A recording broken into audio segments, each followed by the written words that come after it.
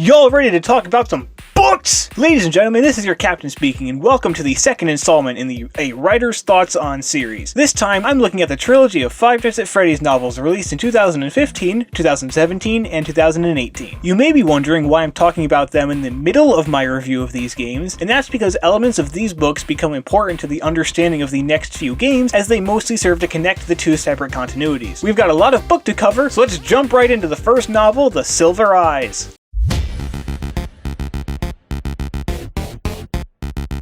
The novel follows Charlotte Emily, who is immediately untrustworthy because her name is two first names. She goes by Charlie and returns to her hometown where she reunites with her friends Carlton, John, and Jessica as they attend a ceremony honoring their late friend Michael, who was one of the 5 children murdered in a Freddy Fazbear's location 10 years ago. Charlie is a strange protagonist, but she fits this kind of story. Her backstory is filled with more childhood trauma than the average TikTok user, as on top of the murder of one of her friends, her brother was also kidnapped and her father committed suicide via robot after being labeled the main suspect for the murder of the children. Also, since she's a Charlotte that goes by Charlie, I imagined her looking like Bridget Mendler across all 3 books.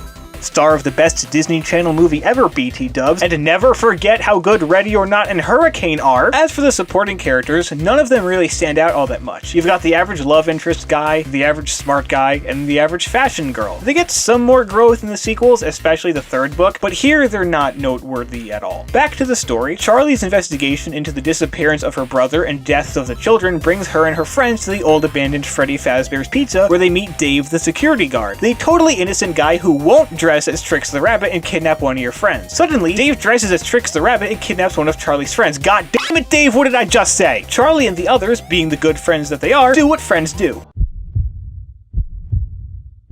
Fuck it.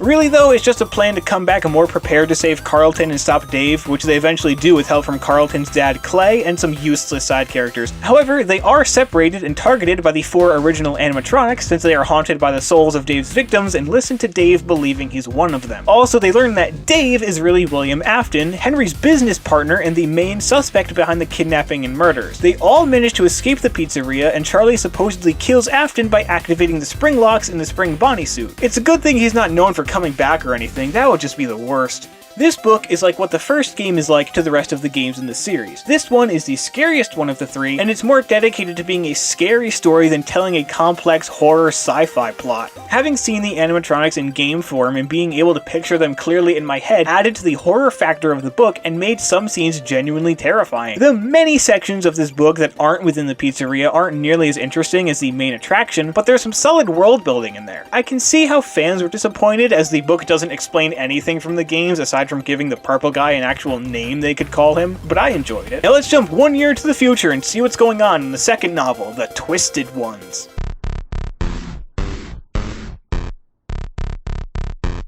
Since our last encounter with these kids, Charlie has begun dating John and living on campus with Jessica because fuck Carlton, I guess. All he did was get trapped inside a homicidal furry suit. I'm sure he'll be fine. Charlie also has a new friend Artie, but seriously, who the fuck is this guy? Charlie's been having dreams about William abducting her brother and has been subconsciously drawing strangely shaded rectangles, which she believes to be a sign from her brother. She is eventually shown a body with wounds consistent with spring lock failure, which is what you do to trauma victims, I guess, and goes to visit the victim's house where she finds 3 dug up graves in the backyard, which I'm sure isn't an issue. After returning to the decrepit restaurant to exhume William Afton's body, Charlie and her friends return to Charlie's old house and find 3 similar dug up graves in a secret room. This is where we're introduced to the new breed of animatronics, the titular Twisted Ones, as Twisted Foxy never left the room and attacks the kids. They defeat him and his nightmarish figure reverts into a more kid-friendly version, which they learn is the result of a chip that uses audio to cause hallucinations that change the appearance of the animatronic in the eyes of those around it. You want to run that by me again? The twisted animatronics are traveling in a straight line to Charlie's dorm, killing random people along the way and burying themselves in the morning so they won't be seen. Eventually, Charlie is captured by Twisted Freddy and brought down to an old abandoned restaurant where she's reunited with Afton. He's been controlling the Twisty bots and it can see through their eyes. Charlie tries to get Afton to explain why he took her brother, but he responds with, "I didn't take him, I took you." To which Charlie's response is to fucking die inside Twisted Freddy. Oh, okay. The book ends with someone that looks a lot like Charlie meeting up with her friends and all of her friends agreeing that it isn't Charlie. This one isn't nearly as scary as the first one, as it's more about solving the mystery of the graves and the migrating creatures and actual horror. The characters continue to take a backseat to the plot, which doesn't work as well now that the plot isn't as strong. It's a strange choice to have your character die halfway through the bigger story, but that reason is revealed in the third and final novel, The Fourth Closet.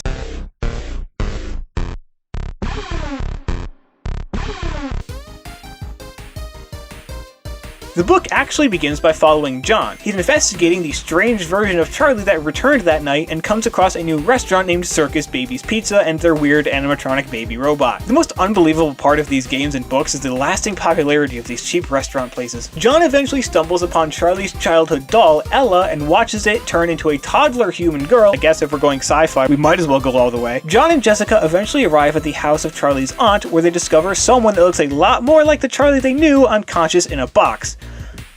The imposter Charlie shows up and kills the aunt. Eventually, John and Jessica reunite with Carlton, and imposter Charlie is revealed to really be Circus Baby, the same animatronic John saw earlier. Baby captures Jessica and forces her to perform surgery on a barely alive William Afton, while the real Charlie wakes up and is informed of what's going on. While attempting to save Jessica and the other kids Afton has captured, Carlton is injected with a strange mixture and meets the spirits of the kids that haunted the original suits, Fritz, Susie, and Cassidy. The other one was Michael from the first book that died. He was the other kid that haunted a suit. Upon escaping, he watches Afton be killed by mangled versions of Freddy and Foxy. Back with Charlie, things reach the standard level of confusing bullshit in this series, so pay attention. Charlie comes face to face with Baby, and Baby explains that she is Charlie. Charlie was the one abducted and killed by William Afton all those years ago, and her memory of Sammy's abduction was a false memory. The Charlie that we know is actually the third in a series of 4 robots designed to replicate human growth. The first is Ella, Charlie's doll, which represents her as a baby. Then there's one of her as a child. Then the Charlie we know now is Charlie as a teenager, and Baby is the 4th and final one,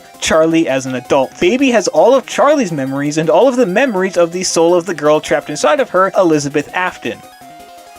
Charlie, realizing the confusing world of she's in, decides to pull a Henry and use the suicide bot to kill both her and Baby, setting Elizabeth's soul free. This is when the series stopped being a horror sci-fi series and started being a sci-fi series with hints of horror sprinkled throughout here and there. The whole revelation that Charlie is the third in a series of robots really came out of left field and doesn't exactly fit in with the rest of the series. Also, how did Henry manage to make such advanced robots in the 80s? The definition of advanced technology in the 80s was this. William Afton really feels like an afterthought in this story, as the real focus is on figuring out Charlie's secrets and then stopping Baby. Overall, as much as I criticize these novels for losing their horror as they go on, I still enjoyed reading all 3. They're all written well and never fail to have memorable scenes, from Charlie being stalked by Bonnie in the bathroom to Carlton in the Shadow Realm with the kids' souls. If I had to rank them, I'd place the Silver Eyes at the top, then the Fourth Closet, and finally the Twisted Ones at the bottom. The second installment in trilogies are tricky, as they usually serve to continue the story of the original and set up the third,